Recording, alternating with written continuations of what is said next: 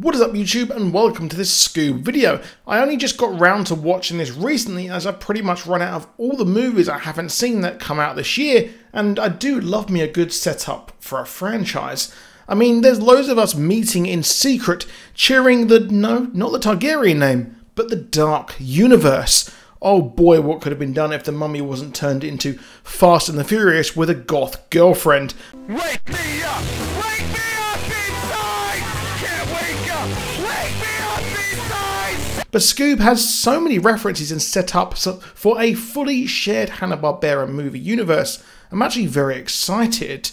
I finally understand why some of you were thirsting over that cop, and some of you should have been absolutely bonked on the head for being horny on the timeline.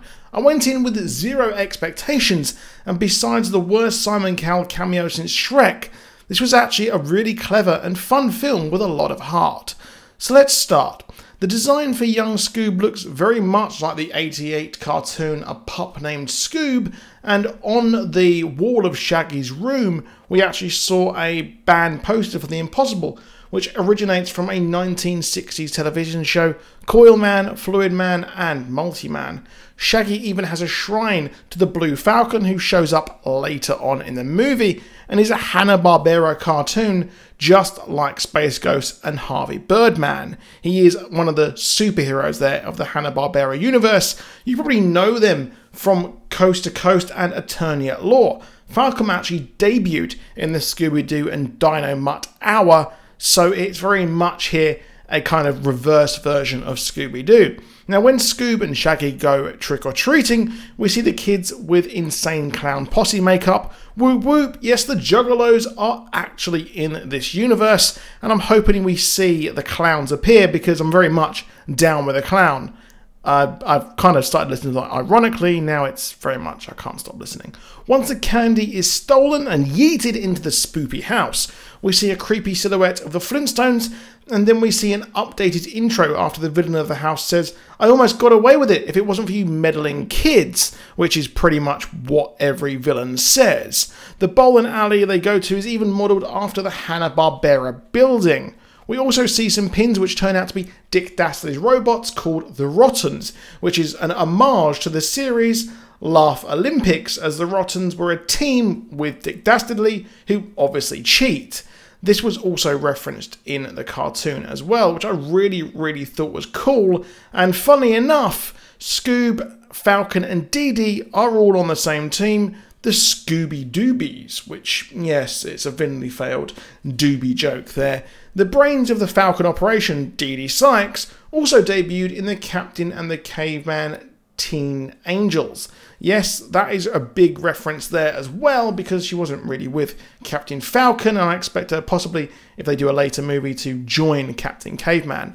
The villain Dick Dastardly is also arguably the most iconic character, who was in Wacky Races, and in the movie his rap sheet said that he stole black market car parts and sold them. The character also then appeared in the spin-off Dastardly and Muttley in their flying machine. Now, funnily enough, this was also referenced when Dick has a photo of Muttley with medals, because in the flying machine cartoon he would help, but only for a medal. It's actually my favourite Hanna-Barbera cartoon besides Johnny Quest, and Yankee Doodle the pigeon they chase in the cartoon is even seen in Scoob as a stuffed animal. Now, later on in the movie, we see Squiddly Diddly being referenced with a poster for Bubbleland, which is where he performed, further cementing that this is a living and breathing Hanna-Barbera world, which I think was really cool. Funland is the arcade they visit, which is the home of the robot they chased in the iconic intro to the OG cartoon, and we even see a Hong Kong Phooey game. There are also posters for the Banana Splits Adventure Hour, Hex Girls and Underdog. The best and biggest one out of those three is obviously the Banana Splits Adventure Hour. Penelope Pitstop, the foe of Dick in Wacky Races, also had a poster too, and I'm fully believing that Dick and Muttley here are in their post-Wacky Races career, and I do think that because not only are we having him after he's been dealing black market car parts, but he has also got Muttley, who has medals as well, so it's post both of his spin-offs. Even the home of Yogi Bear, Jellystone, appears, and less said about the Yogi Bear movie, the better. What blew my mind was that Captain Caveman even made an appearance, voiced by Tracy Morgan, and funny enough, he and Dee Dee were connected as well, like I said, with Dee Dee being one of his teen angels. A thinly veiled Charlie's Angels ripoff. After this, we actually have the group being led to the Cerberus Skull, where Captain Caveman calls the second Cerberus Skull a Slag Hoople. Wilma Flintstone's maiden name is actually Slag Hoople, and the turtle before the fight even makes the same noise as the turtle on the Flintstones. Once all is said and done, the laptop that Velma uses has the iconic Johnny Quest logo, and their next mission is a actual boat captain who was a villain on the original show. It was one of wearing a diving outfit, and it was, again, an adult pretended to be that. And the big setup comes as the Falcon sets up his own Falcon Force, the Avengers and Justice League of the HB universe.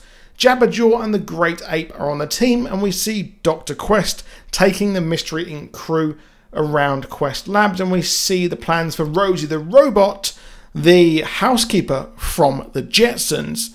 So it seems like we have the Flintstones set before, so unfortunately the theory that the Jetsons is actually a prequel to, or running concurrently to the Jetsons, isn't the thing here. Dick and Mustard actually escape at the end, implying that they are now on the run. We have Johnny Quest and his crew, Mystery Inc. and the Falcon Force. So with 3 teams, that means we've got 3 future movies set up, which will be a lot of fun, not even counting for a movie for Captain Caveman, which I would absolutely love to see. So now with our now 4 movies, this looks like a lot of fun in the future, and it would be a juggernaut having this series, considering that it did a lot of money on VOD as well due to the pandemic. I would expect these movies possibly to merge together, with Scoob being the link between them all and then spinning off. I do hope that the Falcon Force goes after Dick Dastardly, with the Mystery Inc. having their mission already set up, going after the boat captain. Johnny Quest is unclear, as is Captain Caveman, but it would be interesting to see what you think about who they could be coming up next.